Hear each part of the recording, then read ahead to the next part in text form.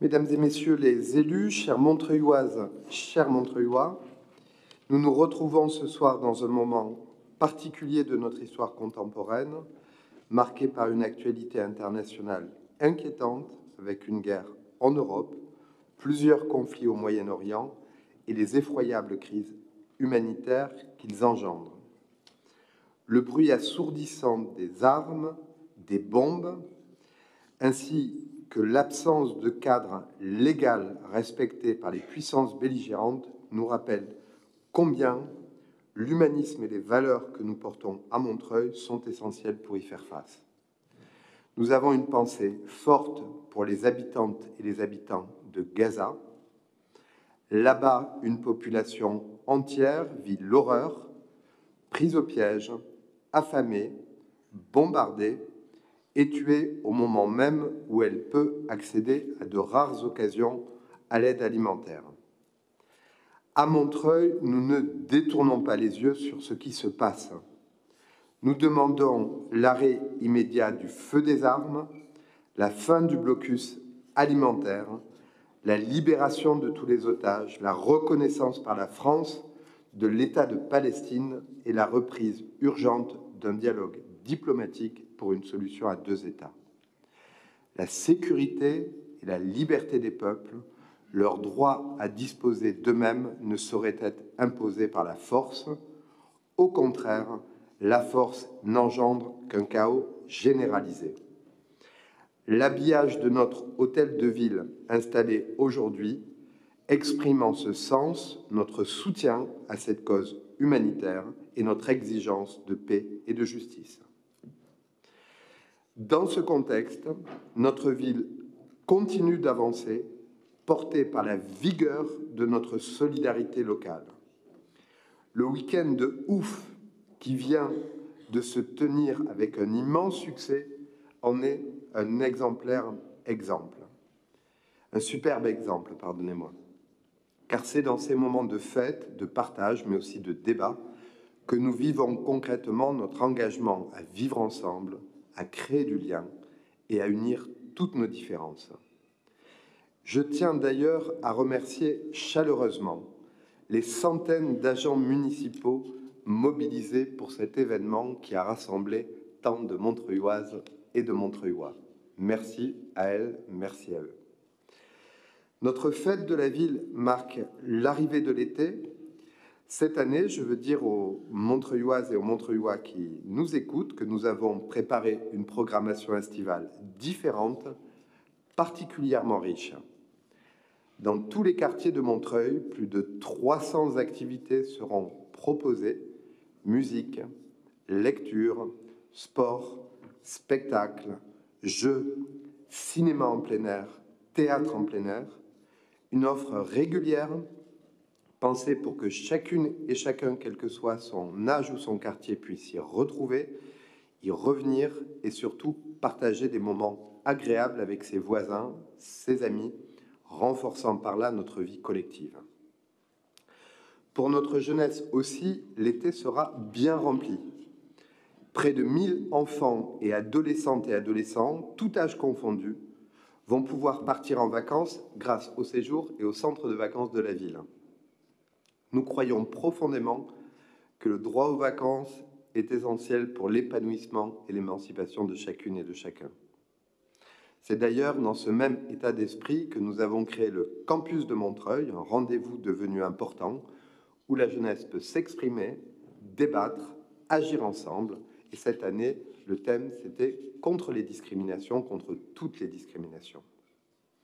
Cela contribue ainsi à renforcer notre démocratie locale et le partage du meilleur de nos valeurs.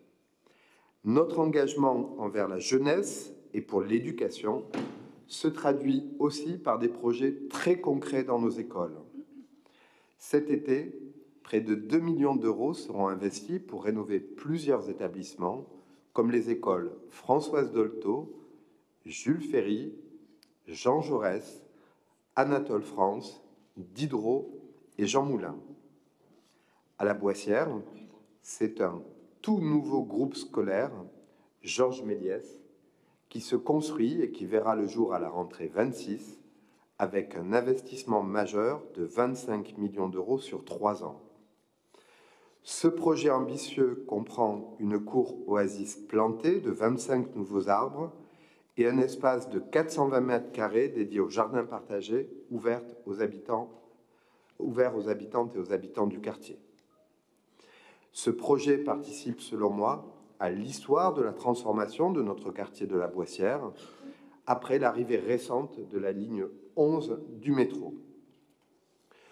Toujours dans le quartier de la Boissière, avec notre mobilisation et notre soutien, l'hôpital André Grégoire vient de bénéficier d'un nouveau financement de l'ARS de près de 6 millions d'euros, permettant notamment l'achat d'un second scanner et la création d'un nouveau plateau technique d'endoscopie qui permettra aux patients d'être soignés dans de bien meilleures conditions. C'est pour nous tous et tous, et au-delà de Montreuil, une grande nouvelle pour l'accès à des soins de grande qualité opérés par notre service public hospitalier. Je salue à cette occasion tout le personnel de notre hôpital pour leur investissement quotidien auprès de notre population, et j'informe le conseil municipal que depuis l'ouverture de la ligne 11 du métro ainsi que des transformations opérées dans nombre des services de notre hôpital, nous avons recruté de très nombreux médecins, infirmières, aides-soignantes qui permet d'accueillir dans de bien meilleures conditions la population.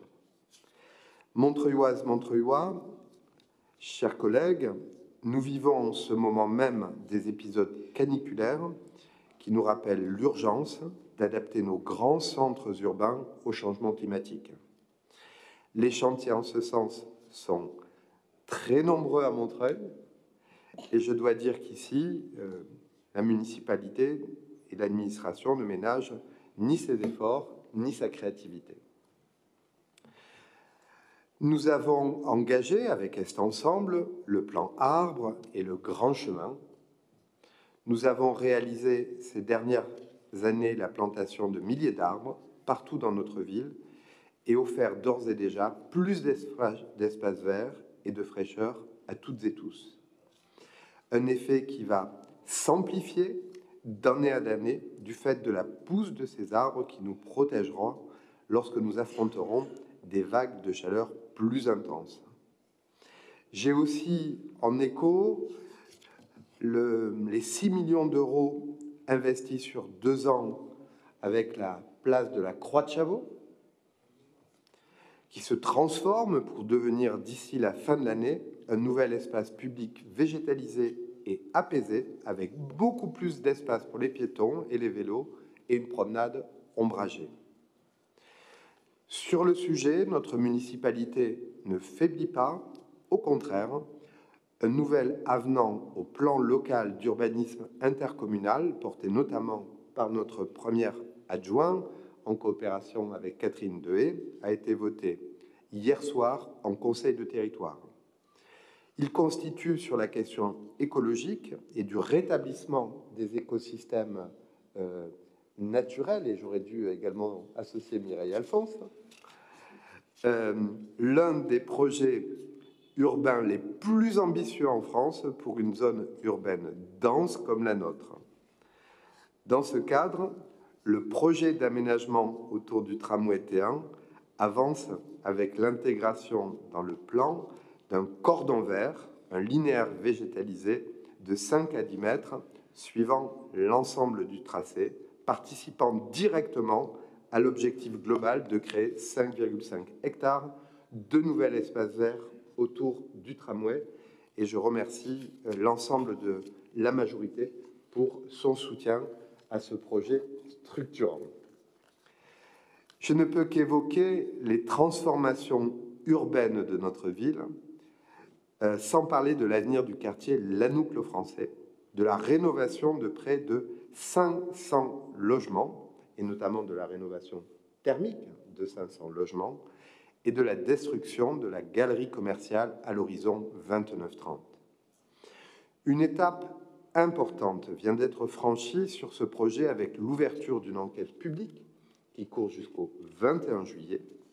J'invite ainsi toutes les personnes concernées à participer à cette concertation essentielle qui précède la déclaration d'utilité publique du projet, elle-même essentielle pour permettre le dédommagement des particuliers et des professionnels concernés par cette démolition.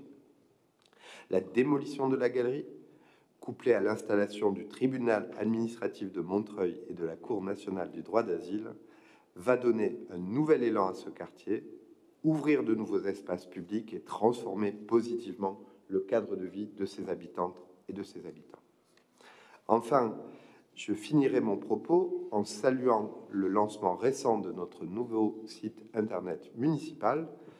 Je veux signaler aux habitantes et aux habitants et aux élus que ce n'est pas une simple mise à jour esthétique, c'est un véritable travail de fond mené depuis bientôt 2 ans, avec l'objectif de simplifier l'accès aux services publics de nos habitantes et de nos habitants. Cette plateforme accessible, inclusive et pensée pour un meilleur usage sur les téléphones mobiles. Il est désormais la porte d'entrée principale pour accéder facilement et rapidement à toutes les informations municipales et à nos services essentiels. Chers Montreuilloises, chers Montreuillois, je vous souhaite un très bel été, de bonnes vacances pour celles et ceux qui auront la chance de partir et de bien profiter de notre ville et des centaines d'activités prévues pour celles et ceux qui restent, des centaines d'activités gratuites prévues pour celles et ceux qui restent. À toutes et tous, je veux assurer que nous continuerons à défendre nos valeurs, le service public, avec cette force collective et cet esprit de solidarité qui font la richesse de Montreuil, face aux poussées toujours plus décomplexées des idéologies réactionnaires, violentes et racistes. C'est un devoir, je crois, de porter ces valeurs au quotidien.